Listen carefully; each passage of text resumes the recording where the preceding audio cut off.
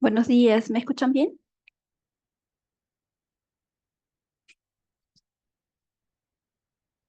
Sí, Buenos días, Andrea, doctora. Sí se le escucha. escucha. ¿Cómo están? Buenos días.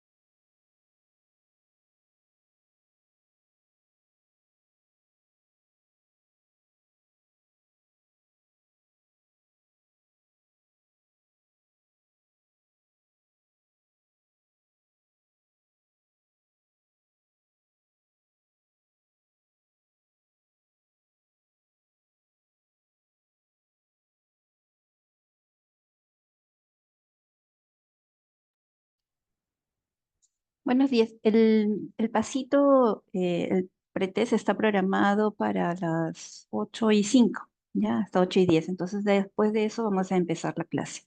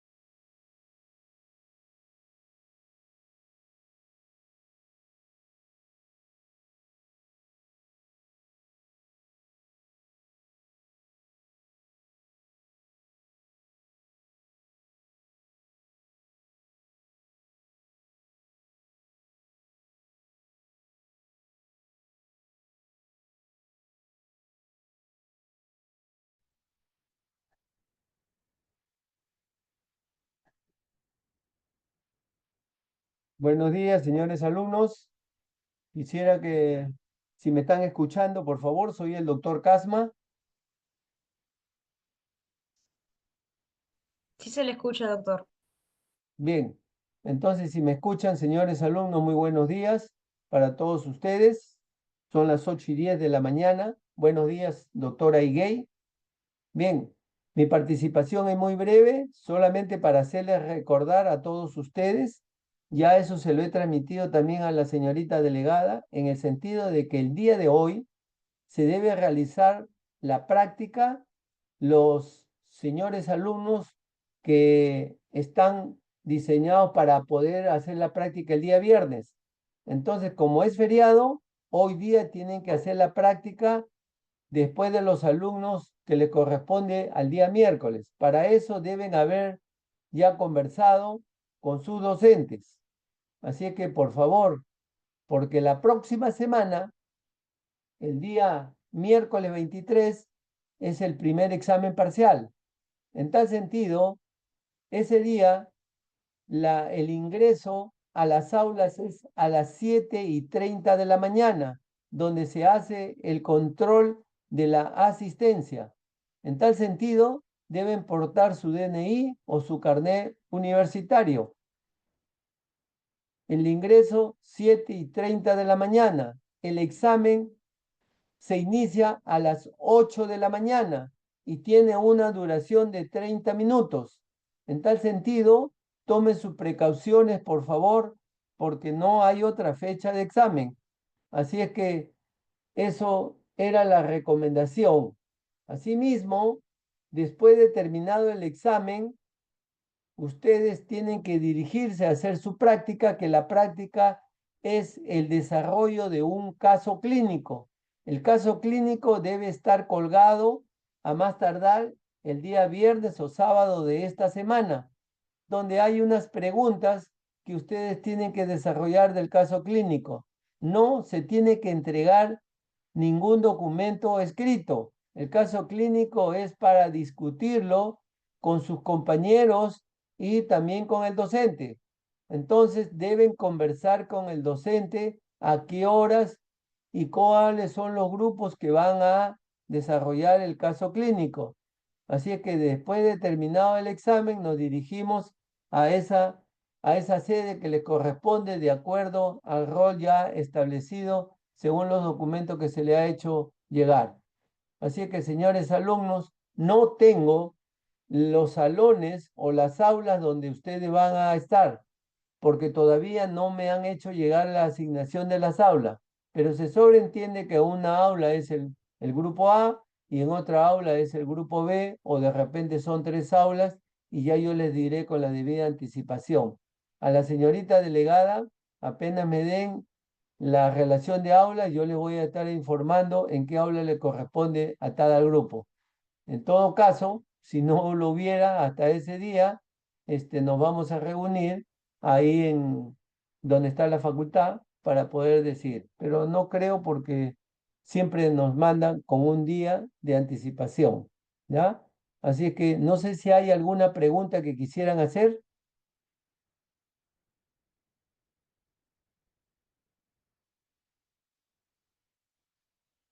Bien, creo que no hay ninguna pregunta. En tal sentido, yo les agradezco su atención y voy a dejar a la doctora Ana Higuey para que pueda iniciar su clase. También haciéndoles conocer que ya son las 8:14 y solamente veo 64 alumnos que se han hecho presentes. Bien, muchas gracias por su atención y dejo con ustedes a la doctora Ana Higuey. Doctora, puede Gracias, usted doctor. proseguir, por favor. Gracias. ¿Me escuchan bien? Sí, doctora. Ya, gracias. Entonces vamos a empezar la clase del día de hoy. Vamos a poner acá. Bueno, entonces el día de hoy el tema es el trastorno del desarrollo psicomotor o patologías del desarrollo, ¿no? Ok, entonces el logro del aprendizaje, lo que sí quisiera que terminen conociendo después de la clase es el desarrollo psicomotor normal, que tengan una idea de qué es lo que es la parte normal, ¿no? La parte anormal o cómo identificar la parte anormal, qué intervenciones se realizan en rehabilitación y el pronóstico de estos pacientes. ¿Sí? Entonces, en la agenda obviamente vamos a desarrollar los temas que hemos mencionado, ¿ya? Bueno, entonces primero tendríamos que ver qué es el desarrollo psicomotor, ¿no? O sea, qué es lo que entendemos por el desarrollo. Viene a ser la manifestación externa de la maduración del sistema nervioso central. O sea, significa que yo, como no puedo ver cómo están haciendo las conexiones las neuronas, luego voy a chequear en base a lo que el niño puede ir adquiriendo, o sea, qué habilidades o qué adquisiciones motoras van desarrollando, ¿no? Entonces, por eso se llama manifestación externa de la maduración del sistema nervioso central, ¿no? Este desarrollo se inicia intraútero, no es que el niño nace y ya va a empezar de cero, ¿no? Inicia intraútero, es un proceso integral, ¿no? De todo el cuerpo, es gradual, continuo, progresivo, acumulativo y con una secuencia ordenada y más o menos fija, ¿ya? Este orden o esta secuencia que es ordenada y fija, más o menos fija, es cefalocaudal, o sea, primero va de la cabeza a los pies, no al revés, por eso primero voy a controlar la cabeza y después voy a caminar y no puede ser al revés, ¿no? Próximo distal, o sea, controlo el tronco y después las extremidades, de lo reflejo a lo voluntario, como el niño nace con todos los reflejos primitivos, y después voy a hacer la parte voluntaria y también de lo grueso a lo fino, ¿no? O sea, primero es torpe, coge con toda la mano y después ya va a ser la pinza fina para poder hacer la escritura, ¿no? ¿Ok? Entonces, bueno, vamos a ver qué es el desarrollo psicomotor normal, ¿no? Entonces, ¿qué es lo que entendemos por normal, ¿no? Y qué debemos tener en cuenta para evaluar el desarrollo psicomotor. ¿Ok? Entonces, el desarrollo psicomotor normal viene a ser el proceso que permite adquirir habilidades adecuadas para la edad, ¿no? Que ya están más o menos predeterminadas, ¿no? O sea, en lo que en la gran mayoría consigue a determinadas edades. Obviamente eso cambia un poquito según las regiones en donde el niño pueda vivir, ¿no? Pero básicamente es casi igual en casi todos los lugares, ¿no? Obviamente, mientras más lejos del promedio se encuentra un niño, ¿no? Es menos probable que sea normal, ¿no? O sea, que la curva, la campana de Gauss. Entonces, en el desarrollo psicomotor normal vamos a ver o tomar en cuenta los hitos del desarrollo, ¿no? Los reflejos primitivos y el tono normal, el tono muscular, ¿ok? Entonces, para los hitos del desarrollo tomamos en cuenta el test peruano, en este caso, que es el que está estandarizado, que se utiliza en todos los lugares para ver el crecimiento y desarrollo del niño, ¿no? Después, aparentemente va a cambiar por el Wonka test, ¿no? O en todo caso, si ustedes tienen algún otro test que puedan usar o que les sea más fácil para usarlo, pues eso lo usaría. Pero siempre tienen que tratar de usar el mismo test para evaluar en el seguimiento del niño. No es que hoy día use el test peruano y de acá a un mes voy a usar el test de Denver y acá a 5 meses uso el REVAPEC, que es el que tenemos nosotros, porque obviamente, ¿no? No va a ser exactamente igual. Entonces, de repente hoy día está bien y el siguiente control ya no está bien. Y con el otro test sí sigue estando bien, ¿no? Entonces, la idea es que siempre usen el mismo test, ¿no? Para hacer seguimiento del paciente, ¿no? Bien.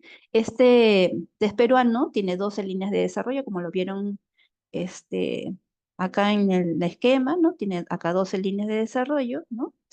Y tiene 5 comportamientos. Los comportamientos vienen a ser las áreas, ¿no? Donde uno va a ir evaluando. Tienen la parte motor gruesa, la parte del lenguaje, la parte motora fina, o llamada acá visomotora, la personal social, ¿no? Y la parte de la inteligencia y el aprendizaje, ¿no? Entonces son las 5 grandes áreas que ustedes tienen que evaluar al niño, ¿no? La parte motora gruesa, motora fina, la parte del lenguaje, la parte personal social y la inteligencia, ¿ok?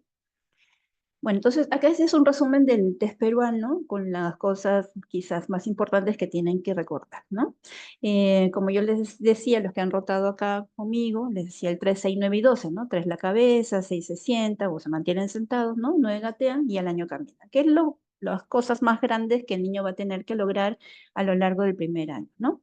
Acuérdense que el desarrollo va de arriba para abajo, por eso que primero controlo la cabeza y al final voy a terminar caminando, ¿ya? Entonces el 3 meses controlo la cabeza, 6 meses se dan la vuelta, o sea, realizan el rolido, y normalmente a los 7 meses es donde ya está sentado sin apoyo. O sea, lo sientan al niñito y ya no tiene que apoyarse las manos. A los 6 meses el niño puede permanecer sentado si ustedes lo sientan, pero todavía con un apoyo de una mano, ¿no? Pero ya se mantiene sentado con apoyo.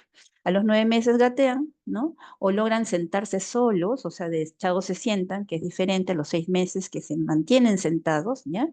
Y al año están caminando. Y algunas otras cosas que de repente debemos recordar es que a los 3 meses los niñitos abren las manos, ¿no? A los 6 meses ya el niño puede coger un objeto en cada mano, ¿no? Y a los 12 meses va a ser la pinza fina. En el lenguaje, los que han rotado conmigo les decía que al año normalmente el paciente ya está diciendo palabras sueltas, mamá, papá, teta, agua, ¿no? Palabras de a uno. A los 2 años está hablando palabras, o sea, junta palabras, mamá ven, quiero teta, dame agua, y a los 3 años está haciendo oraciones cortitas, ¿no? Mamá, quiero teta, mamá, dame agua, o sea, de 3 palabras en adelante, ¿ok? Entonces, por acá tienen ese resumen que por ahí lo pueden ir revisando y que no se olviden el 3, 6, 9 y 12, ¿no? Que es importante. Entonces, después vemos los reflejos primitivos, que son movimientos automáticos, estereotipados, o sea, porque tienen como una secuencia más o menos fija, ¿no? Y tienen como objetivo que el feto se desarrolle adecuadamente, ¿no? En el útero, pase por el canal de parto y ayudarlo a sobrevivir una vez que ha nacido. O sea, tiene varios objetivos, ¿no? Uno es que se desarrolle adecuadamente intraútero, que pase, ayudarlo a que pase por canal de parto, o sea, en la hora del nacer, y también ayudarlo a sobrevivir una vez que ha nacido, ¿ok? Bueno, los reflejos, hay un montón de reflejos, son como 70, pero de ahí esos 70 hemos escogido 5 reflejos que son importantes para nosotros que los podamos observar porque nos dan una idea de cómo está madurando ese sistema nervioso central, ¿no? Tenemos el reflejo de prensión palmar, reflejo tónico cervical asimétrico, el moro, el tónico cervical simétrico y el reflejo de prensión plantar, ¿no? Entonces, por ejemplo, acá tenemos el reflejo de prensión palmar, ¿no? Donde ponen ustedes el dedito, cualquier objeto en la palma de la mano y el niñito automáticamente lo cierra, ¿ya? Acá tienen el tónico cervical asimétrico, se llama tónico cervical asimétrico porque va en dirección del movimiento del cuello, ¿no? Y es asimétrico porque los dos lados del cuerpo, ¿no? Los dos semicuerpos son diferentes, se mueven diferentes, ¿ok? Entonces se llama esgrimista, ¿no? Porque es la posición del esgrimista, espadachín, y bueno, ustedes de repente no conocen, pero es como el baile del meneíto, ¿no? El meneíto, ustedes giran la cabeza para un lado y flexionan el brazo del lado nucal, o sea, de la cabeza, y extienden el lado donde miran, ¿no? Acá tenemos el reflejo de Moro, que es como un susto, el tónico cervical simétrico que interfiere también con el gateo, ¿no? Porque ven acá que es simétrico porque los dos lados del cuerpo funcionan o sea, se mueven de la misma manera, ¿no? En este reflejo, el niño extiende la cabeza, ¿no? Y extiende los brazos y flexiona las piernas. Y cuando flexiona la cabeza, flexiona los brazos y va a extender los miembros inferiores, ¿no? Se llama tónico cervical simétrico. Y el último reflejo que vamos a ver es el reflejo de prensión plantar, ¿no? Igual que el palmar, o sea, ustedes hacen presión en la cabeza de los metatarsianos y el chiquito hace una garrita del pie, ¿ok? Entonces, ese es un resumen de los reflejos primitivos, ¿no? Cuando se inhibe, hablamos de inhibición de los reflejos, recuerden, ¿ya? No, el reflejo no es que se desaparezca y que nunca más va a volver a aparecer, ¿no? El reflejo se va inhibiendo porque la parte cortical, ¿no? Que es la que va a hacer los movimientos voluntarios, inhibe a la parte subcortical donde están originando los reflejos, ¿no? Por eso es que cuando hay lesiones centrales a nivel cortical, esos reflejos pueden volver a aparecer, ¿no? Los que entre comillas habían desaparecido, ¿no? Vuelven a aparecer. Por eso se habla de inhibición y no de desaparición, ¿ok? Entonces, el reflejo de prensión palmar se inhibe más o menos 3, 4 meses y si es que no se inhibió en forma correcta o a tiempo, va a interferir con la aprehensión voluntaria, ¿no? Porque obviamente está con el puño cerrado y no me deja abrirlo para poder coger objetos, ¿ya? El tónico cervical asimétrico se inhibe entre los 4 y 6 meses y me interfiere con el rolido, o sea, no me puedo dar la vuelta porque ese tónico no me deja y también interfiere con la línea media, o sea, no puede juntar sus manos en la línea media, ¿ya? Eso es un reflejo que es muy importante y que me interfiere en muchas cosas. ¿Ok? El reflejo de Moro se inhibe entre los 4 o 6 meses y me interfiere con las reacciones de defensa. Acuérdense que el Moro es como un susto, ¿no? Ustedes abren los brazos, después los cierran, después lloran, y cuando tienen ese reflejo de Moro, ¿no? Que no se inhibió de forma adecuada, el niño no se va a poder defender, simplemente se asusta, abre los brazos y se termina cayendo y no pone las manos para defenderse. ¿Ok? Tenemos el tónico cervical simétrico, ¿no? Como les decía, ese reflejo tiene una particularidad porque no es que está presente al nacimiento, o sea, no lo van a ver cuando el niño ya ha nacido, sino que se presenta alrededor de los 6, 8 meses, ¿no? Entre los 6 y 8 meses ustedes lo van a poder observar, ¿no? Y interfiere, si es que está presente, que no se inhibe adecuadamente, interfiere con el, ¿no? Ustedes veían que si levantaba la cabeza, extendía los brazos, flexionaba y se sentaba. El niño no podía gatear en esa forma, ¿no? Y a veces cuando tienen ese tónico cervical terminan gateando como conejito, ¿no? Como dando saltitos, ¿no? Como un conejito. Y el otro reflejo se refleja prensión plantar, ¿no? Que se inhibe más o menos a los 9 meses y que impide la bipedestación, o sea, ponerse de pie y caminar, porque obviamente el pie está en garra y no va a poder caminar como debería ser, ¿no? Y lo otro que tenemos que tomar en cuenta es el tono muscular, ¿no? O sea, el niño cuando nace está un poquito así hipertónico, en flexión, ¿no? Es lo normal para esa edad, ¿no? Podemos ver acá un niño que está hipotónico, que no es lo normal, y acá un niño que está hipertónico, ¿no? O sea, sumamente duro, está flexionado, ustedes ven con las manos en puño, acá le quieren abrir las manitos, estirar los brazos y es muy difícil hacer, ¿no? Entonces, el tono muscular viene a ser el estado permanente de contracción parcial, pasiva y continua de los músculos que ayuda a mantener la postura corporal acorde a cada movimiento, ¿no? Entonces, ustedes ven y están todos relajados, entonces el tono muscular está disminuido y cuando ustedes se quieren ponerse de pie, como que les cuesta más porque el tono está como más relajado, ¿no? En cambio, si están en posición de alerta, ustedes ven que su tono está mejor y cualquier movimiento es mucho más rápido para que lo hagan, ¿no? Igual pasa con el niño, sino que hay algunos que ya son patológicos, como una hipotonía o una hipertonía, ¿no? Entonces, ¿qué debemos tener en cuenta para evaluar el desarrollo psicomotor, no? Tenemos que tener en cuenta la anamnesis, los factores de riesgo, el examen físico o los test o pruebas de evaluación, que ya mencionamos al test peruano, y los exámenes complementarios, ¿no? Entonces, la anamnesis obviamente es muy importante, ¿no? Porque si tenemos pacientes que tienen hermanos con alguna patología neurológica, tenemos hermanos que tienen una distrofia muscular, obviamente ese niño que estamos recibiendo hoy día o que estamos chequeando podría también tener ciertos factores de riesgo, ¿no? Por eso que es importante hacer una anamnesis amplia, ¿no? O sea, o detallada, digamos así, para conocer más a ese paciente y qué alteraciones podría presentar ese niño, ¿no? Y factores de riesgo, ¿qué factores de riesgo tiene? Por ejemplo, fue prematuro, ¿no? No sé, al momento del parto, el niño no lloró, ¿no? Entonces son importantes tenerlos en cuenta, ¿no? Postnatales, de repente nació todo bien y se puso amarillito, se puso histérico y tuvieron que hacerle fototerapia, oxígeno-transfusión, o de repente convulsionó ese niño. Entonces tenemos que tener en cuenta esos factores de riesgo porque nos van a decir si va a tener más probabilidades de tener problemas o no. ¿Ok? Bueno, el examen físico, obviamente vamos a evaluar el niño completo, ¿no? Porque con eso podríamos sospechar de alguna otra patología, ¿no? Acá tenemos una plagiocefalia, que es bueno, que la cabeza está como en oblicuo, ¿no?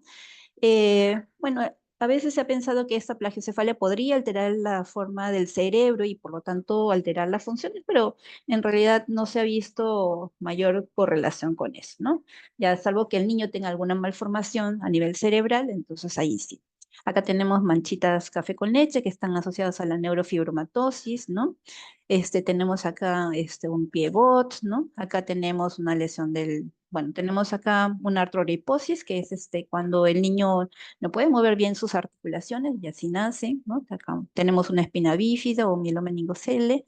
Acá tenemos un niño que tiene una alteración. Acá tiene una implantación baja de los pabellones auriculares, ¿no? Entonces tenemos que fijarnos porque a veces puede pasar desapercibido. Ya si tiene una implantación baja, pueden sospechar algún síndrome genético, ¿no? Acá tienen una ausencia de conducto auditivo externo, ¿no? Acá tienen, por ejemplo, un niñito que tiene un cuello alado, que va asociado con algunas patologías genéticas. Y acá tienen, por ejemplo, un niñito que tiene un ojo más pequeñito, ¿no? Y probablemente no pueda ver bien con ese ojo, ¿no? Una microftalmia. Ok, entonces esas cosas tenemos que darnos cuenta. A veces vienen chiquitos y vienen con el pelo largo y no se ven estas alteraciones, ¿no? Y después vemos que el niño no está escuchando, no está hablando y tienen esas alteraciones. Bueno, entonces después vemos las pruebas o test de evaluación, como les decía, hay un montón de pruebas, ¿no? La idea es que ustedes escojan el que mejor les va, lo que mejor cumplen sus objetivos para que puedan utilizarlo, ¿no? Acá tenemos el test peruano, el EDP, que es el que se usaba antes, ¿no? Acá tenemos el test de Hammersmith, acá tenemos el Milani Comparetti, los movimientos generales, ¿no? El test de Bailey, que es el que se usa, es un examen bastante completo, pero es bastante largo para hacerlo y que se usa en todos los trabajos de investigación. Y también tenemos nuestro Revapet, que no lo he puesto por acá, que es el que usamos nosotros en el servicio, que hemos hecho un compendio de muchos de los tests para poder evaluar el desarrollo psicomotor, y también tenemos los signos de alarma, ¿no? Bueno, los exámenes complementarios, ¿no? Yo les preguntaría a ustedes si siempre tenemos que pedir exámenes complementarios, ¿no? Y no, la respuesta es no. Obviamente vamos a pedirlos en función de lo que el niño necesite, ¿no? Si vemos que el niño por ahí tiene alguna patología o sospechamos que ha sangrado a nivel ventricular, entonces le podemos pedir una ecografía, siempre y cuando sea pequeño y la fontanela esté abierta, ¿no? Tenemos tomografía de resonancia siempre y cuando sospechemos que hay alguna alteración en el sistema nervioso central, ¿no? Electroencefalogramas, si vemos que el niño está haciendo algunos movimientos involuntarios, potenciales evocados auditivos, visuales, emisiones fotoacústicas, ya que en algunos hospitales se hacen de rutina las emisiones fotoacústicas para el tamizaje auditivo, ¿no? Pruebas de laboratorio, ¿no? Pruebas genéticas si es que lo necesita, radiografías u otros exámenes más complementarios, ¿no? Entonces depende qué es lo que ustedes sospechen, es lo que van a solicitar. Entonces no siempre se toman los exámenes complementarios, de acuerdo a la evaluación física que ustedes encuentren, la sospecha que tengan del paciente, ¿no? Entonces, la otra pregunta es, ¿el desarrollo psicomotor del prematuro será igual que el niño que nace a término? O sea, ¿será igual que el niño que nació a los 9 meses, ¿no? No, el niño que nace a lo prematuro, obviamente no terminó de desarrollar bien su cerebro porque es como que nace 28 semanas y es como que todavía le falta madurar hasta que tengan las 40 semanas. Entonces, su desarrollo va a ser un poquito diferente, ¿no? Va a demorar más tiempo, entre comillas, ¿no? Para desarrollarse, y el cerebro pues va a tomar el tiempo que necesite para llegar a esa maduración, ¿no? Y por eso es que tenemos que usar la edad corregida, ¿no? La edad corregida es como que vamos a llevar al niño a término, ¿no? Es como que ese niño nace antes de tiempo y su desarrollo no va a ser exactamente igual que el niño que nació a los 9 meses. Tiene de todas maneras ese tipo de atraso, entre comillas, como les decía, porque no es un atraso verdadero, sino es un atraso porque nació antes de tiempo, porque ese paciente nació antes de tiempo, ¿no? Entonces, vamos a usar la fórmula, ¿no? Que significa la edad corregida, la edad que debería tener si hubiera nacido a las 40 semanas, ¿no? Y significa que es la edad cronológica, que es la edad actual, ¿no? La edad de los meses de vida, ¿no? Y le vamos a restar lo que es 40 menos la edad gestacional, que es lo que le faltó para nacer, ¿no? Entonces, si un niño debe nacer a las 40 semanas y le falta 2 meses para nacer, entonces la edad que tengo le quito esos 2 meses. Entonces, la edad corregida viene a ser la edad que debería tener si hubiera nacido a las 40 semanas. Entonces, a la edad que tiene ahorita, le quito lo que le faltó para nacer. ¿Okay? Entonces, si el paciente nació a 32 semanas de edad gestacional, ¿no? Y actualmente tiene 2 meses de vida, o sea, edad cronológica, ¿cuál sería la edad corregida? Entonces, a las 32 semanas, ¿cuánto le faltó para llegar a las 40 semanas, que es un embarazo normal? Le faltaron 8 semanas, ¿no? 8 semanas vienen a ser 2 meses, ¿no? Entonces, en razonamiento, diría, a la edad que tengo, le quito lo que le faltó para nacer. O sea, la edad que tengo ahorita, que son 2 meses, le quito los 2 meses y mi edad corregida sería como recién nacido. ¿Ok? Entonces, línea, vamos a verle una línea de tiempo para que, entonces tiene 32 semanas gestacionales que nació, ¿no? ¿Ya? Y ahorita tiene 2 meses la edad de hoy. Entonces, 2 meses, ¿ya? Entonces, nació 32 semanas. ¿Cuánto le faltó para nacer? Hasta llegar a las 40, son 8 semanas, ¿no? Hasta las 36 son 4 y las 36 hasta las 40 son 4 semanas más, son 8 semanas. Entonces, de 32 hasta 40 me faltaron 8 semanas, ¿ok? Y ahorita tengo 2 meses, entonces le quito un mes, le quito 2 meses y la edad corregida sería 40 semanas de recién nacido, ¿no? Y si ese niño ahorita tiene 3 meses, entonces le quito los 2 meses que me faltó para nacer y tendría un mes de edad corregida, ¿no? Entonces no se olviden que la edad corregida viene a ser la edad, ¿no? Que tendría si hubiera nacido a las 40 semanas. Entonces la edad que tiene ahorita, le quito lo que le faltó para nacer. No sé si eso está claro, ¿tienen alguna duda, alguna pregunta? Doctora, ¿podría repetir, por favor? A ver, ¿qué es lo que no se ha entendido? Me perdí un poco con el tema de las 8 semanas. Ah, ya, ya. Por ejemplo, ya, ese niñito nació a las 32 semanas, ¿no? ¿Cuánto le faltó para nacer para llegar a las 40 semanas? 8 semanas. 8 semanas, ¿no? Que son más o menos ¿cuántos meses en 8 semanas? 2 meses. 2 meses, ¿no es cierto? Entonces, si ese niño ahorita tiene 2 meses, o sea, hoy día, ¿no? Me lo traen al consultorio y tiene 2 meses, yo le voy a quitar los 2 meses que le faltó para nacer. O sea, le quito acá un mes, le quito 2 meses. Entonces, la edad corregida sería 40 semanas o como recién nacido, ¿no? Ahora, si ese niño tiene hoy día, lo traen, tiene 3 meses, le voy a quitar 2 meses, ¿no es cierto? Entonces, ¿cuál sería la edad corregida en ese caso? Si tiene ahorita 3 meses. Un mes. Un Un mes, mes, doctora. ajá, claro, porque 3 meses menos 2 sería un mes, ¿no? Si ese niño ahorita tiene un año, ¿cuál sería la edad corregida?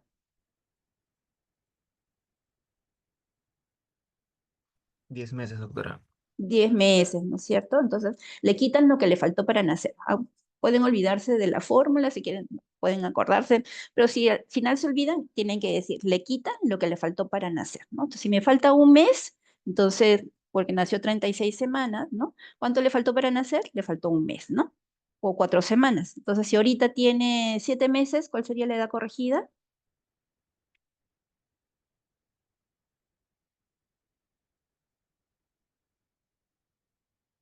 Si nació 36 semanas, le faltó un mes para nacer, ¿no? ¿No es cierto? Para las 40 semanas.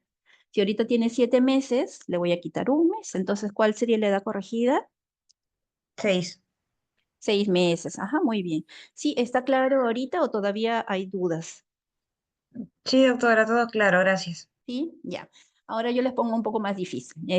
Si nació, ya, las 32 semanas, ¿no? Y ahorita tiene un mes de nacido, ¿cuál sería la edad corregida? Doctora, sería como un mes negativo, pero Claro, pero no puedo ponerlo negativo, ¿no es cierto? Entonces, es como que ustedes le Cero, restan acá. ¿Cómo? cero, sería cero. No puede ser cero, ¿no? Porque no puedo tener edad cero. Entonces, le tengo que poner, mira, si nació 32 semanas, ¿no? Y ahorita tiene un mes de nacido, entonces ustedes dirían, ¿cuánto le faltó para nacer? 40 semanas, ¿no? Entonces necesitaría 2 meses, ¿no? Entonces, si es 2 meses, ustedes tendrían que restarle, ¿no?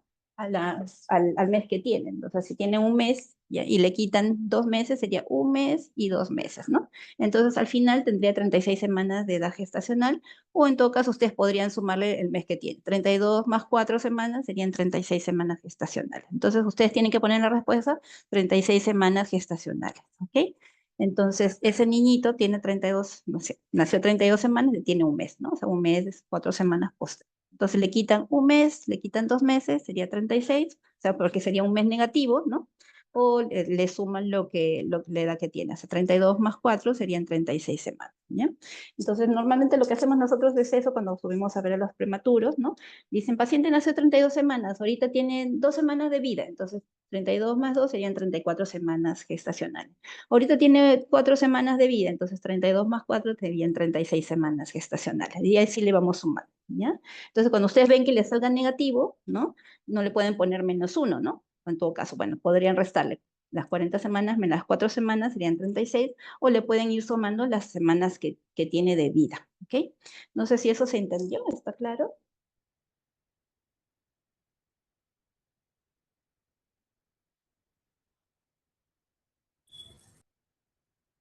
Más o Sí, menos. doctora, todo claro. Sí, ya. Bueno, eso por ahí solamente es un poquito más difícil, pero viene por el mismo principio, ¿no? Vamos a ir avanzando. Entonces, bueno, la interpretación de los resultados. ¿Qué es lo que tenemos que tener en cuenta con el test peruano, ¿no? Que es en base a lo que vamos a evaluar al paciente en este caso. Entonces, la interpretación de los resultados me dice que el desarrollo es normal, ¿no? Un ratito. Por ejemplo, si ese niñito tiene 3 meses, ¿ya? Tiene 3 meses de edad corregida o 3 meses de vida, ¿no? Entonces debería, pues, controlar la cabeza, debería levantar la cabeza cuando está boca abajo y hacer algunas cosas. Pero si ustedes lo evalúan, por ejemplo, y todas las cosas que hace son como de 3 meses, ustedes dirían que ese niño está bien, ¿no? Si ustedes lo evalúan, por ejemplo, ¿no? Y ese niño controla la cabecita bien, pero, por ejemplo, acá todavía está como si tuviera 2 meses y acá como si tuviera un mes, ¿no? Entonces tiene algunas cosas de 3 meses y otras cosas de repente de 2 meses y otra cosa de uno. Entonces tiene áreas donde está atrasado, ¿no? ¿Ya? Entonces vamos a ver cómo lo interpretamos. Entonces ese niño que tiene todo como debe ser, hace todas las cosas de 3 meses, sería un desarrollo normal, ¿no? Porque hace todas las cosas como uno estaría pensando que las tiene que hacer, ¿no? Entonces se llama desarrollo normal, ¿ok? Si ese niño tiene antecedentes de riesgo, por ejemplo, fue prematuro, de repente tiene una enfermedad congénita, de repente tiene hermanos que tienen enfermedades metabólicas, ¿no? Se convierte en un niño con factor de riesgo. Pero ahorita, cuando yo lo evalúo, ¿no? Está haciendo todas las cosas que les corresponden, solamente que tiene factores de riesgo, ¿no? Por lo tanto, ese niño se llama riesgo para trastorno del desarrollo. O sea, ese niño no tiene ahorita, pero tiene factores de riesgo. Entonces, tenemos que observarlo porque en algún momento podría presentar alteraciones en su desarrollo, ¿ok? Y cuando ese niño, que yo les mencionaba, tiene 3 meses, pero está haciendo cosas de repente de 2 o cosas de un mes, entonces ahí ya se llama trastorno del desarrollo. O sea, el niño tiene una desviación hacia la izquierda, ¿no? Porque está haciendo cosas que ya debería haber logrado. Se llama trastorno del desarrollo. Y si hacen cosas más adelantadas, o sea, tiene 3 meses, pero hace cosas de 4, cosas de 5, se llama adelanto del desarrollo, ¿ya? Entonces, si ese niño está todo normal para su edad, hace todo lo que le corresponde para su edad, se llama desarrollo normal, ¿no? Si está todo normal ahorita, pero tiene factores de riesgo, o sea, tiene factores que me van a decir que en algún momento podría atrasarse, entonces ese niño se llama riesgo para trastorno del desarrollo, ¿no? Y si ese niño está atrasado, se llama trastorno del desarrollo, y si está adelantado, o sea, la curva está hacia la derecha, se llama adelanto del desarrollo. Ok. Bueno, entonces vamos a ver lo que es trastorno del desarrollo psicomotor, ¿no? Viene a ser que el desarrollo que vemos se aparta, ¿no? De manera significativa de lo que debe hacer para la edad, ¿no? Según el test que ustedes escojan, pues, ¿no? ¿Ok? Obviamente puede ser parcial, o sea, si es un solo área afectada, o puede ser global si son 2 o más áreas afectadas, ¿ok? Lo otro también tenemos que tener en cuenta que eh, no solamente se puede afectar el área motora, también puede ser la memoria, el lenguaje, resolución de problemas, interacción social, cualquiera de las áreas puede estar afectada, ¿ya? No solamente tenemos que hablar de atraso en el desarrollo o trastorno del desarrollo, si es que está la parte motora comprometida, ¿no? Pueden estar las otras áreas también comprometidas, como nos pasa con los autistas, ¿no? La parte motora puede estar todo normal, pero el lenguaje, la comunicación, la inteligencia o la interacción social pueden estar atrasadas. Bueno, el trastorno del desarrollo psicomotor, ¿no? O sea, cuando vemos un niñito que está atrasado en el desarrollo, ¿no? Podríamos plantearnos las siguientes posibilidades, ¿no? Variante lo normal, ¿no? O sea, es un niño que todo lo hace más tarde, o sea, por ejemplo, en lugar de controlar la cabeza lo hace a los 4, ¿no? En lugar de los 3 lo hace a los 4, en lugar de mantenerse sentado solo los 6 meses o 7 meses, lo hace a los 7, 8 meses, en lugar de gatear a los 9 meses, lo está haciendo a los 10, en lugar de caminar el año, pues lo hace el año 2 meses. Pero todo lo demás está bien, ¿no? O sea, simplemente se atrasa, ¿ya? No tiene reflejos primitivos, no tiene alteración del tono, solamente que se atrasa un poquito más, ¿ya? Puede ser una variante de lo normal. Y lo que se ha visto con esos niñitos es que les han tomado, por ejemplo, resonancia magnética y han visto que tienen un retardo en la mielinización, ¿no? O sea, no es que no se estén mielinizando como una enfermedad mielinizante, sino que tienen un retardo ya genéticamente determinado que hace que se demore un poco más en hacer las cosas. Pero puede ser una variante de lo normal, ¿ya? Puede ser un retraso pobre y o inadecuada estimulación, por ejemplo, el niño que lo dejan todo el día echadito, nadie lo carga, nadie lo estimula, entonces puede atrasarse porque no lo estimulan, pero todo lo demás está bien, o sea, el niño no tiene alteración del tono, no tiene alteración de la postura, no tiene reflejos alterados, ¿no? Solamente está atrasado. Puede ser un retraso por enfermedad crónica extraneurológica, por ejemplo, un niñito que tiene una enfermedad cardíaca, una enfermedad respiratoria, o que está siempre con oxígeno, ¿no? Entonces ese niño no se puede mover bien porque tiene una enfermedad que lo limita, ¿no? Entonces de repente se mueve un poco y se cansa, ¿no? O se agita, entonces por eso no puede avanzar porque tiene una enfermedad extraneurológica. Le solucionan ese problema, por ejemplo, tiene una cardiopatía, lo operan y ese niño empieza a avanzar, ¿no? Porque ya no tiene ese problema cardíaco, ¿ok? Puede ser como consecuencia de déficit sensorial aislado, por ejemplo, el niño que es ciego, ¿no? Ya sea congénito o ya sea adquirido, ¿no? Cuando es pequeñito estoy hablando, nunca controló la cabeza, nunca se sentó, entonces no sabe cómo se puede orientar en el espacio y por lo tanto puede demorarse más en hacer las cosas, ¿no? Se demora porque no se puede orientar, o sea, el niño chiquitito se orienta porque mira, porque se puede permanecer con la cabeza en alto porque se está fijando la mirada en algo, pero el niño que está ciego le cuesta más eso, ¿no? Es como que no se puede orientar, entonces no prefiere estar echado porque tiene inestabilidad, ¿no? ¿Ok? No se puede orientar en la parte visual. Puede ser una regresión psicomotriz, o sea, el niño adquirió las cosas, pero empieza a atrasarse, ¿no? Esa es una regresión. O sea, ya el niño estaba caminando, hablando y empieza a regresionar, o sea, empieza a perder las facultades. Esa es una regresión psicomotriz, ¿ok? Y también tenemos los trastornos de origen central, que es lo que vamos a hablar ahorita, que es la parálisis cerebral, ¿ya? Obviamente, el trastorno motor de origen central puede ser otras patologías, pero básicamente nos vamos a enfocar en la parálisis cerebral, que es lo más frecuente, ¿ya? Tenemos trastornos motor de origen periférico, ¿no? Por ejemplo, el niño que tiene una lesión de plexo braquial, ¿no? No es central, es periférico, ¿no? Y se atrasa para mover su brazo porque tiene una lesión periférica, ¿no? O musculoesquelética, por ejemplo, pueden tener una astrogriposis, como les mencionaba, o una escoliosis severa. Entonces tenemos atraso o trastornos porque tengo otro tipo de condición, ¿no? Puede ser anticipación de otros trastornos del desarrollo, como un TEA, por ejemplo, ¿no? Y acuérdense que el retraso en el desarrollo siempre es un diagnóstico provisional y que más o menos después de los 3 o 5 años tenemos que definir a qué tipo de trastorno nos estamos refiriendo, ¿no? Bueno, entonces vamos a ver lo que es el trastorno motor de origen central, en este caso la parálisis cerebral, ¿no? Antes se llamaba infantil, pero ahora ya no se llama así, sino se llama parálisis cerebral nada más porque todos ocurren en la infancia, ¿no? Y ya tenemos niños también, niños ya no, tenemos adultos con parálisis cerebral también, o sea, como que vivieron toda su vida con eso, ¿no? También se le conoce como enfermedad motora de origen central, encefalopatía crónica no evolutiva. ¿Ok?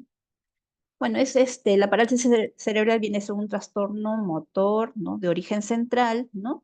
Que es como consecuencia de un daño, ¿no? Que se da a nivel del cerebro inmaduro y por lo tanto ese niño no puede moverse bien, ¿no? Tiene los reflejos primitivos alterados o incrementados y el tono muscular alterado. Es una alteración del tono, la postura y del movimiento, ¿no? Se da en un cerebro inmaduro, ¿ok? Bueno, las características pueden ser muy variadas, ¿no? Va a depender del daño, la extensión, ¿no? La mayoría ocurre antes del nacimiento, no se sabe realmente cuál es la causa.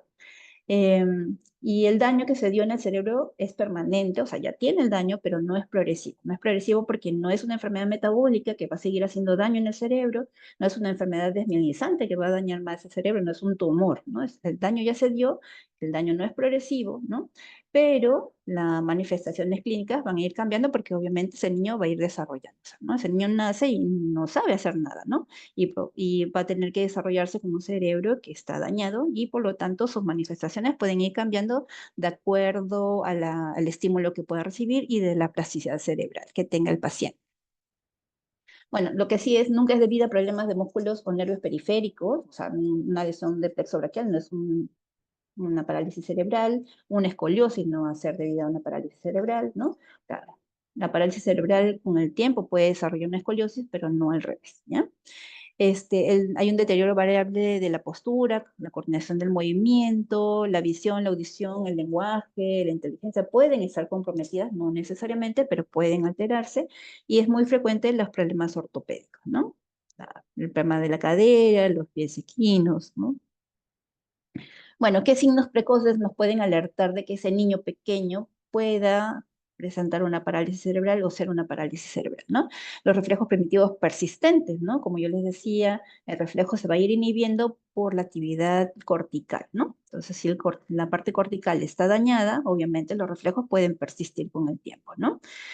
Atraso en el desarrollo psicomotor, asimetrías de movimientos, o sea, focalizaciones, que se mueve un lado del cuerpo y no el otro, ¿no?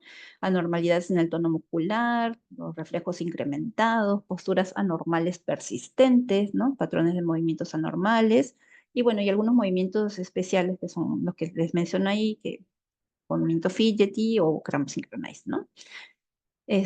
Bueno, el diagnóstico es básicamente clínico, no es solo una resonancia, tomografía, o sea, como ustedes toman una resonancia, tomografía, podrían encontrar una alteración, pero no les va a decir si el niño tiene o no una parálisis cerebral, o no les va a decir la extensión que pueda tener, o el daño, o el tipo de daño que pueda tener la parálisis cerebral. Puede ser sugestivo, pero no lo puedo confirmar con eso, ¿no? Entonces, el diagnóstico siempre es clínico. ¿Okay? Es muy importante determinar el tipo de parálisis cerebral para ver el pronóstico de ese paciente y qué es lo que tenemos que trabajar con ese niño, ¿no? ¿Okay?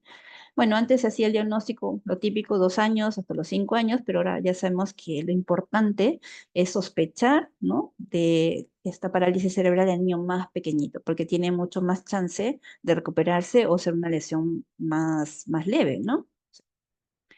Bueno, los tipos de parálisis cerebral según la clínica tenemos espástico, o sea, súper duro, en el 70-80% de los casos es espástico.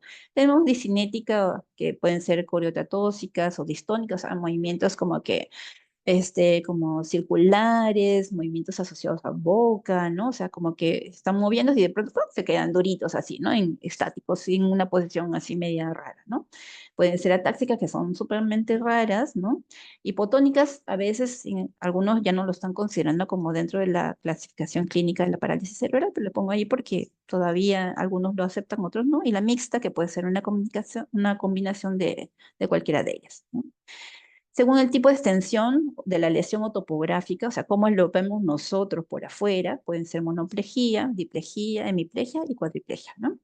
En la monoparesia o monoplegia, un miembro está afectado, es sumamente raro, ¿ya? Es raro verlo, pero hay, ¿ya? En la diplegia, acuérdense que en la parálisis cerebral se habla de diplegia y no de paraplegia o de paraparesia, no, se habla de diplegia o diparesia, ¿ya? ¿Por qué? Porque los miembros inferiores están más afectados que los miembros superiores. O sea, los miembros superiores siempre van a tener un grado de afectación, pero menor, mucho menor que en la parte de los miembros inferiores, ¿ya? Por eso se llama de diplegia y no de paraplegia o de paraparesia, ¿no? Cuando ustedes hablan de paraplegia o de paraparesia, significa que solo los miembros inferiores están afectados, ¿no? ¿Ya? Entonces, cuando hablan de parálisis cerebral, no se olviden que hablan de diplegia o diparesia, ¿no? Tenemos las hemiplegias o hemiparesias, que son solo el lado del cuerpo afectado, y la cuadriplegia o tetraparesia, ¿no? Cuando están los 4 miembros afectados, ¿ok? Y según la función, porque es muy importante para nosotros, es Gross Motor Function Classification System, que es la clasificación de la función motora gruesa, ¿no? Y lo clasifican en grado 1, que es camina sin limitación, o sea, es casi igualito que el niño que no tiene problemas, solamente que ustedes le ven un poquito de dificultad, por ahí de repente un poco arrastra el piecito, pero un poquitito nada, ¿no?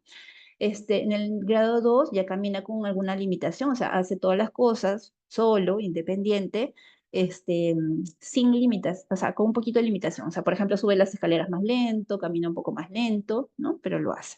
En el Gross Motor 3 ya usa, por ejemplo, una silla de ruedas autopropulsada, o sea, el niño lo usa, o sea, mecánica, ¿no? Se autopropulsa, ¿ya? O usa, por ejemplo, andador, ¿no? O usa muletas para poder movilizarse, ¿no? Pero lo hace solo. En el Gross Motor 4 ya tiene que usar una silla de ruedas motorizada, o sea, ¿no? Con batería, ¿no? O usa un andador, bueno, acá, pues un andador neurológico, ¿ya? Es un andador neurológico donde el niño tiene que soportarlo o tiene que tener un soporte de repente hasta tronco, ¿no? En el Gross Motor 3 puede usar andador, pero lo usa solito. Acá en el 4 ya tiene que usar andador neurológico, ¿ya? Y en el grado 5 ya es completamente dependiente de otra persona. Entonces va del 1 hasta el 5. El 1 es casi normal, ¿no? En el 2 ya tiene un poquito de limitación, en el 3 hace las cosas solo, ¿no? Pero necesita algún tipo de aparato. En el 4 hace las cosas, pero necesita mucho más ayuda, ¿no? Por ejemplo, si él camina un tramo corto, de repente puede ser con un andador neurológico, ¿no? Y si ya tiene tramos largos, pues usará la silla de ruedas, ¿no? Ruedas motorizadas, ¿ya? Motorizadas. Y en el 5 ya es completamente dependiente. Bueno, obviamente también se clasifican según la función motora de repente de la mano, también tenemos la capacidad para comer y beber, ¿no? La capacidad para la comunicación, que todo es más o menos el misma idea, ¿no? Del 1 hasta el 5, ¿no? Donde el 1 es completa, casi normal, en el 2 con ciertas limitaciones, en el 3 lo hace solo, pero necesita algún tipo de ayuda, en el 4 es un poco ya dependiente de algunas de las personas, ¿no? Pero puede hacer algunas cosas solo, y en el grado 5 ya es completamente dependiente de una persona, ¿no? Bueno, entonces en la rehabilitación, ¿qué es lo que vamos a hacer nosotros, no? El tratamiento. Idealmente, inicio lo más precoz posible, ¿no? Porque ya sabemos, bueno, se acuerdan que el haz córtico-espinal o el haz piramidal tiene un 80% contralateral, ¿no? Y un 20% ipsilateral. Entonces, ¿qué pasa si yo tengo una lesión en el lado derecho? Significa que mi lado izquierdo no va a funcionar bien, ¿no? Pero tengo un 20% ipsilateral, ¿no? De fibras, y que de repente por ahí, ¿no? Me va a ayudar a que ese lado pueda moverse. Entonces, por eso que es importante estimular lo más precoz posible, porque al final es mejor tener de repente una mano que no sea un poquito torpe, ¿no?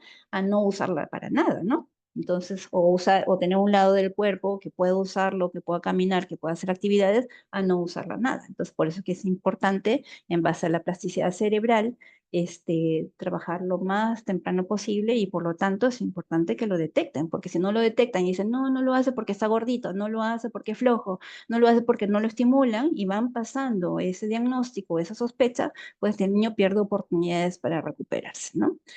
Bueno, y las metas van a ser individualizadas, ¿no? Obviamente, y tiene que incluir de todas maneras, sí o sí, a los padres y cuidadores, ¿no? Si no involucramos a los padres y cuidadores, pues obviamente no se consigue mucho, ¿no? Y las bases, obviamente, como les decía, es la plasticidad cerebral. Tenemos que inhibir respuestas anormales, ¿no? Facilitar respuestas automáticas para que el niño pueda moverse sin mucho esfuerzo, ¿ya? Y proporcionar respuestas sensoriales y motrices normales. O sea, tenemos que tratar de que el niño se mueva lo más normal posible para que eso se vaya patronizando, ¿no? Acuérdense que ustedes, ¿no? La mayoría de nosotros hacemos las cosas automáticas. Yo no pienso, por ejemplo, ahorita, ¿dónde tengo que poner mi lengua para pronunciar la L, ni la R, ni la K, ni la J, ¿no? Simplemente, pues ya como se hace costumbre, se automatizó, ¿no? Recién cuando yo les digo, ¿y dónde tiene que poner la lengua para poner la L, para pronunciar la L? Ustedes se van a poner, detrás del diente, arriba, en el paladar, ¿en qué parte? Entonces recién se ponen a pensar, porque eso ya es una respuesta automática, ¿no? Igual para caminar, ustedes no están pensando que tienen que poner el talón, y para eso van a usar el músculo tibial anterior en contracción concéntrica, y después para pisar usan el tibial anterior en contracción excéntrica. No piensan en eso, ¿no? Simplemente lo hacen. Pero el niño que tiene problemas tiene que pensar cómo hacer cada uno de sus movimientos, porque es más difícil automatizarlo, ¿no? Y pierden tiempo. Entonces, mientras caminan, ¿no? Tratan de caminar bien, no pueden hablar, ¿no? Mientras están hablando, no pueden caminar, van a caminar mal, porque no han automatizado del todo sus actividades, ¿no? Por eso que es importante darles la chance para que puedan automatizar esos movimientos y pueden hacer más cosas, ¿no? Bueno, los métodos terapéuticos, obviamente dependiendo qué es lo que el niño necesite, vamos a ver otras posibilidades. Por ejemplo, si el niño está espástico, ¿no? Entonces, y tiene por ahí rangos que se puedan soltar, ¿no? Puedo ponerle toxina botulínica, puedo usar medicamentos, ¿no? Puedo usar baclofeno, diazepam, de repente clonazepam, para ayudar a relajarlo, ¿no? Puedo optar por cirugías si es que ya hay una rigidez articular y ya no puedo trabajar la espasticidad con toxinas ni con medicamentos. Puedo usar la terapia física, terapia ocupacional, lenguaje, terapia visual. Actualmente acá tenemos un optómetra y nos está ayudando en la parte de los ejercicios visuales, ¿no? Podemos optar por ayudas biomecánicas, ¿no? En caso de que el paciente lo necesite, por vendajes terapéuticos o ayudas tecnológicas, que ahorita pues tenemos robots, tenemos programas especiales, tenemos técnicas aumentativas y de la comunicación, o sea, tenemos más herramientas que de repente antes para que el paciente pueda vivir o tener una mejor calidad de vida, ¿no? Bueno, tenemos algunas ayudas biomecánicas, por ejemplo, acá vemos un andador neurológico, tenemos acá un andador normal, ¿no? Y este es un andador, pues un caminador con ayuda, ¿no? Acá tenemos un bipedestador, ¿no? Para que el paciente pueda ponerse de pie, ¿ya? Tenemos una sillita, neurológica, ¿no? Y acá como no hay a veces, porque esas sillas son muy caras, cuesta más o menos como 600, $800, podemos hacer una sillita moldeada con yeso para mejorar la postura de los niñitos, ¿no? Para que no hagan escoliosis o no luxen caderas, por ejemplo, ¿ya?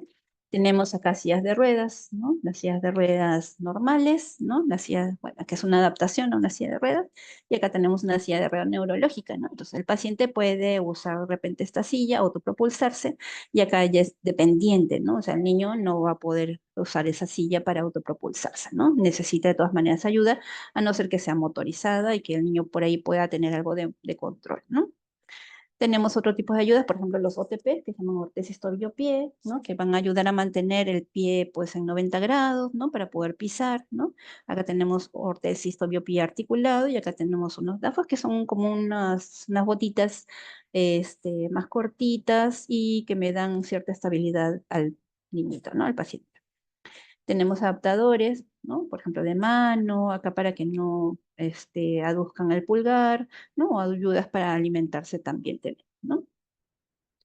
Bueno, y el pronóstico, que ya es lo último, ¿no? Obviamente va a depender de la afectación que tenga el paciente, ¿no? Si un paciente está cuadripléjico en silla de ruedas, ya tiene 5 años, mi meta no va a ser que el paciente camine, pues, ¿no? Ya a esa edad va a ser más difícil. Entonces, mi meta tiene que ser realista a las condiciones que el paciente tiene. Pero si el paciente es paciente chiquito, tiene de repente 1 año, tiene afectado un hemicuerpo, pues mi meta sí, lo más probable es que va a ser que ese paciente en la parte motora gruesa es que logre caminar, ¿no? Entonces va a depender de qué es lo que, cuánta afectación tenga el paciente, la severidad, ¿no? Bueno, y eso sí es importante porque todos los pacientes, o sea, todos los papás siempre preguntan, ¿no? Papás y mamás preguntan, ¿va a caminar mi hijo? ¿No? ¿Mi hijo podrá caminar cuando sea más grande? ¿No? El niño es chiquitito, o sea, de repente tiene 5 o 6 meses, no controla la cabeza, no se mueve, pero preguntan, ¿va a caminar? ¿No? Siempre les van a preguntar eso. Entonces, lo que tienen que acordarse es esto que está en el medio, ¿no? Es sentarse, ¿no? Si logra mantenerse sentado antes de los 2 años, antes de los 24 meses, el pronóstico de marcha es bastante bueno. Ese niño va a poder caminar. Con dificultad puede ser, dependiendo de cuánta afectación tenga, pero va a poder lograr caminar, ¿no? Si no logró mantenerse sentado después de los 4 años, el pronóstico de marcha es malo. O sea, lo más probable es que ese niño no logre caminar más adelante, ¿no? Entonces, acuérdense de eso, mantenerse sentado antes de los 2 años es buen pronóstico para que camine. Si no logra mantenerse sentado después de los 4 años, pronóstico malo para que camine, ¿ya? Entonces, eso es lo que tienen que acordarse, ¿no? ¿Ya? La cabeza, bueno, los 9 meses, es buen pronóstico si lo logra antes, ¿ya? Pero lo más importante es mantenerse sentado a los 2 años. Ustedes dicen, ya, ese niño tiene pronóstico de caminar, ¿no? La sobrevida, ¿no? Bueno, va a depender de cuántas comorbilidades tenga ese paciente, ¿no? Si ese paciente se aspira constantemente, tiene problemas respiratorios constantes, tiene problemas nutricionales porque no asimila la comida, ¿no? O tiene que usar alimentos especiales. Entonces, obviamente, la sobrevida va a ser mucho menor que el niño que hace todas sus cosas normales, o entre comillas normales, ¿no? Entonces, obviamente va a depender de la severidad y qué otras comorbilidades tenga, ¿no? El paciente. Mientras más postrado, más comorbilidades tenga, peor la sobrevida de ese paciente, ¿ya? La mayoría muere por desnutrición, ¿no? Por malnutrición, infecciones o problemas respiratorios, ¿no? Entonces se aspiran constantemente, hacen un problema respiratorio y por ahí fallecen, ¿no? ¿Ok? Y muchas veces tienen problemas nutricionales porque el paciente no solamente es que se pueda aspirar, sino que por ahí, como demoran en comer, ¿no? Se les cae la comida, entonces la mamá tiene un pocillo así de comida, le va dando al pacientito, el paciente come un poquito y todo se le cae, ¿no? Todo se le cae y al final, ¿qué es lo que comió? Muy poquito, ¿no? O sea, al final termina malnutrido. Y la mamá dice, no, pero sí comió todo el pocillo. No, pero la mayoría de la comida se le cayó, ¿no? No es que lo pudo comer. No pueden deglutir bien, ¿no? A veces también tenemos problemas para absorber los nutrientes, entonces por eso es que tienen muchos problemas nutricionales, ¿ya? La educación va a depender del nivel intelectual, también depende de las complicaciones o problemas asociados que el paciente tenga y también del colegio y del apoyo que tenga de la familia, ¿no? Entonces, depende de muchos factores para ver la parte educativa. No todos los colegios aceptan a los niños que tienen discapacidad severa, ¿no? Eso no significa que no puedan estudiar, sino que de repente el colegio no tiene las ayudas necesarias para poder incluirlo dentro del colegio, ¿no? ¿Ya? Em, bueno, les cuento, por ejemplo, que había un chiquito, bueno, un niño, ¿no? Ya, el niño ya está grande ya. Es un niño que tenía una cuadriplegia, ¿no? Era dependiente completamente, completamente de otra persona, ¿no? Eh, y bueno, uno lo veía pues así todo espástico, ¿no? En su silla de ruedas, cuando se reía pues se reía así como medio raro, uno diría pues tiene su retardo mental, ¿no? Por ahí le costaba mucho hablar, ¿no? No se podía expresar bien, pero ese niño su nivel intelectual era bastante bueno, entonces cuando le ponían de repente ayudas para facilitarle la comunicación, el niño respondía y bien, ¿no? Entonces logró dar examen en universidad, ingresó a la universidad, claro, obviamente no puede dar un examen como uno lo haría, ¿no? Llenando, le tienen que ayudar, entonces él ya indicaba la respuesta, ¿no? Y ingresó a la universidad, estudió periodismo, ¿no? Y ahorita ejerce, ¿no? Entonces, claro, no puede hacer todas las cosas solo, necesita bastantes ayudas tecnológicas, pero escribe sus artículos, hace sus entrevistas, ¿no? Y uno podría pensar que ese niño no iba a poder hacer nada, ¿no? Pero por eso digo, va a depender mucho de las ayudas que pueda tener el paciente. No sé si tengan alguna duda, alguna pregunta antes de que puedan dar su post-test, algo que no haya quedado claro. Entonces no se olviden del pronóstico, ¿no? De caminar, porque siempre les van a preguntar, ¿podrá caminar algún día? Entonces ustedes dicen ya. Si el niño ha logrado mantenerse sentado antes de los 2 años, el pronóstico de marcha, o sea, caminar va a ser bueno, y si no lo logró antes de los, si lo log- antes de los 48 meses, entonces obviamente ya no lo va a hacer, ¿no?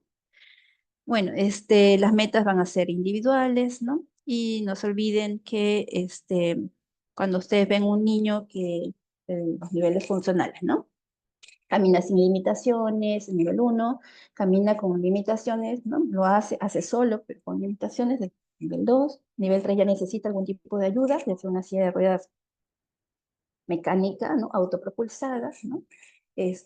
O andador o muletas, ¿ya? Y en el 4 ya necesita más ayuda, o sea, una tierra motorizada, un andador neurológico, ¿no? Nivel 4 y el 5 es completamente dependiente, ¿no? Acuérdense que la diplejía afecta básicamente las piernas, pero también los miembros superiores están afectados, ¿no? Ya, no se habla de una paraplegia o paraparesia en una parálisis cerebral, ¿ya? Los miembros superiores sí están afectados, pero en menor medida que los miembros inferiores, ¿ok?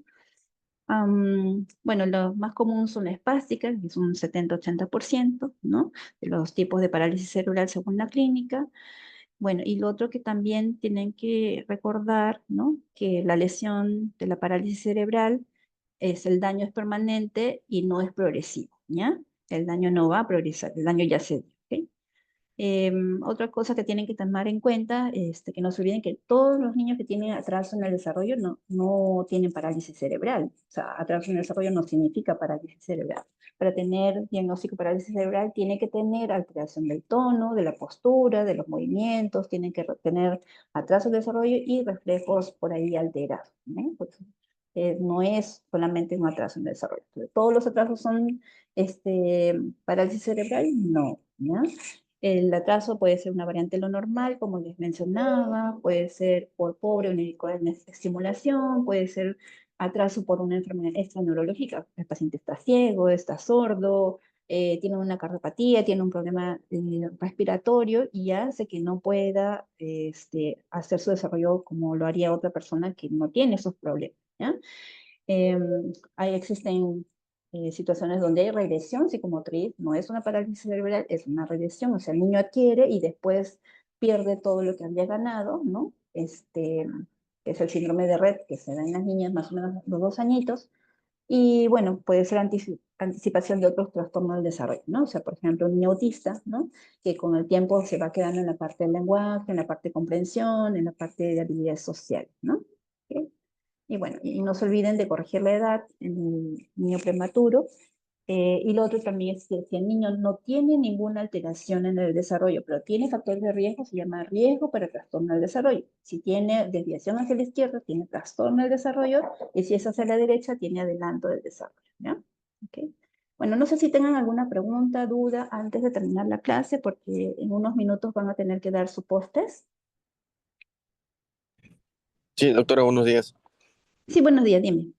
El control de niño con parálisis cerebral, ¿cada qué tiempo sería lo ideal hacerlo? Porque como es algo, bueno, de alguna manera crónico, por decirlo así, ¿cada qué 3 meses, 6 meses o cómo se manejaría?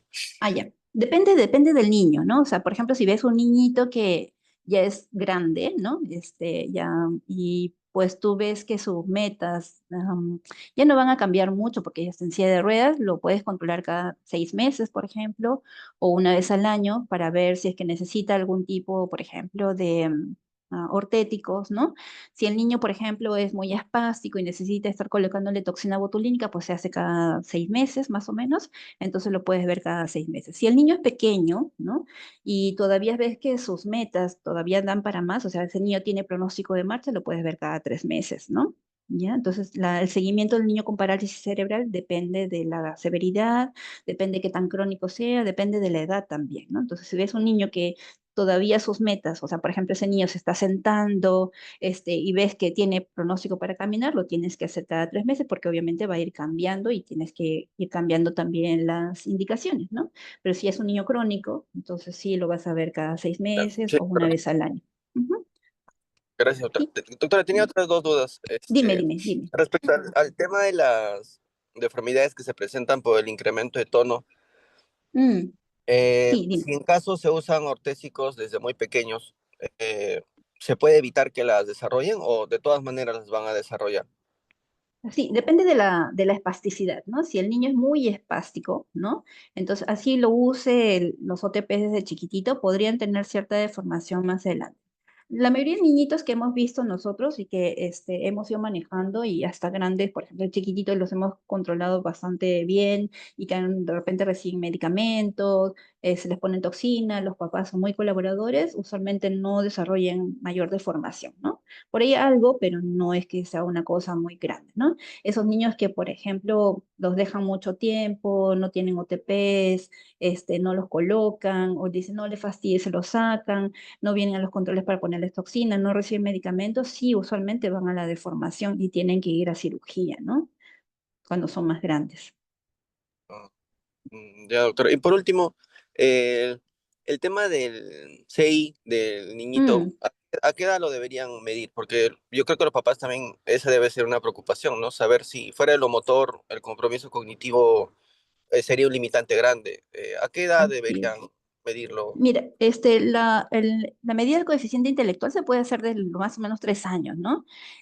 Pero va a depender también de las habilidades que el niño tenga, cuánto sea su nivel de lenguaje y todo eso, y cuánto pueda entender las órdenes, ¿no? Entonces, desde los 3 años se puede hacer el coeficiente intelectual, para establecer más o menos el coeficiente 5 años, ¿no? Más o menos, ¿no? Porque tú puedes hacer los 3 años y te puede salir que está algo alterado o disminuido y puedes todavía estimular y mejorar. Y más o menos a los 5 años ya es como que ya no va a cambiar mucho, ¿no?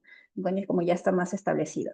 Pero lo que mencionas es sumamente importante, yo me olvidé mencionarlo, y gracias por eso, porque yo cuando veo a un niñito que tiene muchos problemas, desde muy chiquitito, o sea, sea lo que tenga, o sea, puede ser un síndrome de Down, una patología, otro tipo de patología. Yo siempre incido mucho en que tienen que estimular la parte cognitiva del niño, porque al final quizás la parte motora no la pueda cambiar mucho, depende de la plasticidad, pero a veces no se puede porque es muy severo, pero lo que sí se ha visto que puede mejorar es la inteligencia. La inteligencia depende del estímulo que reciba el niño, ¿no? Entonces, casi todos los trabajos de investigación que han visto lo del tema de parálisis cerebral y las intervenciones, lo que hace mucho hincapié es en estimular la inteligencia del niño. Y en eso sí hay cambios, sí pueden haber cambios, ¿no? Y cambios más significativos que a veces en la parte motora, ¿no?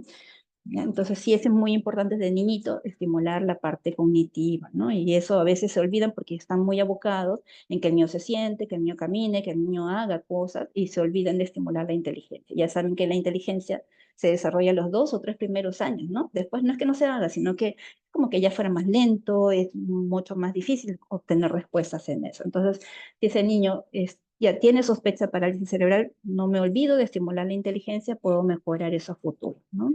Y gracias, doctor, por hacerme acordar, de verdad me había olvidado de mencionarles eso, que es un punto muy, muy importante, porque ya se ha visto en los estudios que eso sí puede mejorar significativamente, ¿no? Gracias, doctora. Doctora, Gracias también, disculpe, gracias. Dime, dime. doctora, ¿podría dar un ejemplo de cuando la edad corregida sale negativa? Esa parte no Ah, me ya, ok. quedó clara. Ya, vamos a ver. Antes, nos tenemos unos minutos. A ver. Eh, Quizás sea más fácil entenderlo con la recta, ¿verdad? Sí. Ya. A ver, por ejemplo, ya en este caso, el niño nace 28 semanas de edad gestacional, ¿ya? ¿Cuánto le faltó para nacer a las 28 semanas hasta llegar a las 40?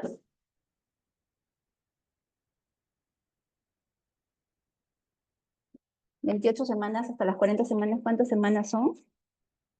12, doctora. 12 semanas, ¿no? ¿Cuántas semanas? 12, ¿Cuántos doctora. meses? Sí. Más o menos, ¿cuántos meses serían? 3 meses, ¿no? Tres Sí, sí, meses. doctora, 3 meses. 3 meses ya. Entonces nace 28 semanas. Bueno, acá no hay 28 semanas. Y lo voy a escribir. 28, a ver. Bueno, un poquito feo, pero ya. 28 semanas. Ya, nació 28 semanas, ¿no? Entonces, le faltó 3 meses para nacer. Si ese niño ahorita tiene 2 meses de nacido, ¿no? 2 meses, ¿cuánto sería la edad corregida? Tiene ahorita 2 meses, ahorita, hoy día 2 meses, ¿no? Ahí saldría La edad -1, doctora, por menos esa razón. uno, ¿no? Claro, entonces como sale -1, no puedes ponerle ahí la respuesta -1, ¿no? Tienes que convertirlos a edad gestacional, ¿ya? Cuando es menos de 40 semanas, menos de recién nacido, tienes que ponerlo como edad gestacional, o sea, como semanas gestacionales, no les puedes poner -1. Pero como no le puedes poner -1, entonces sería 40 menos 1, ¿cuánto sería 40 menos un mes? O sea, 4 semanas, serían 36 semanas gestacionales. Entonces la edad corregida de ese niño ahorita serían 36 semanas gestacionales, ¿ya? ¿Sí? Si ese niño ahorita tiene un mes, ¿no? ¿Cuánto sería la edad corregida?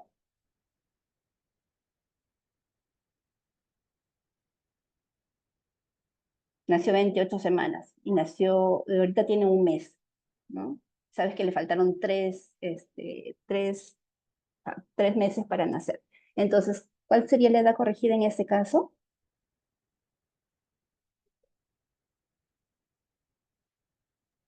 Sería treinta y menos dos 2, ¿no? semanas, doctora. Claro, sería Menos 32 2. semanas.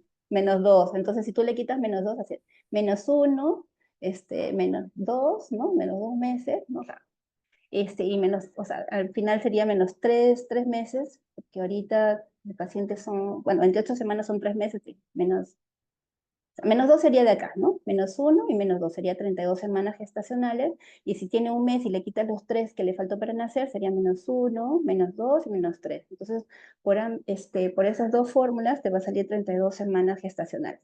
O lo otro que yo les decía, ¿no? Tiene 28 semanas y tiene 4 semanas de nacido, ¿no? Porque sería un mes, entonces a las 28 semanas le sumas las 4 y tendrían 32 semanas, ¿sí? No sé si está claro eso, o sea, le quitas lo que le falta para nacer. O sea, tienes un mes y le quitas 3, sería 1, 2 y 3. Se llama 32. O sea, cuando te salga negativo, acuérdate que tienes que ponerlo como semanas gestacionales, como si todavía estuviera en la barriga, ¿ya? Sino que, como yo le digo a los papás, es como si ustedes estuvieran viendo cómo se está formando, pero fuera de la barriga, ¿no? Entonces, cuando tienes negativo, tienes que ponerlo como semanas gestacionales, ¿sí? No sé si está claro. Sí, doctora, gracias. Sí, si tienes dudas, cualquier cosa, si no me escribes al WhatsApp y por ahí te puedo dar más ejemplos si es que algo todavía no ha terminado de estar claro, ¿sí? Porque ya tenemos que terminar porque ahorita van a dar el post. ¿Todo claro hasta ahí? ¿Sí? ¿Todo Sí, bien? doctora. Sí, doctora, ¿Sí? Todo. Ya, entonces voy a Sí, doctora. terminar. Cualquier cosa, si no me escriben y por ahí si tienen alguna duda y me preguntan para poder aclarárselo, ¿ya? No hay problema, ¿ok? Sino que vamos a terminar porque ya tienen que dar el post-test, ¿ok? Gracias, les agradezco a todos por la atención y por el interés que han tenido en toda la clase y por quedarse también hasta el final, ¿ya? Gracias. Cualquier cosa me la hacen saber si es que tienen alguna duda de lo que sea de la clase, ¿ok? Bueno, entonces les agradezco, terminamos la clase para que puedan dar su pastito. Gracias, doctora. Gracias, doctora. Gracias, doctor.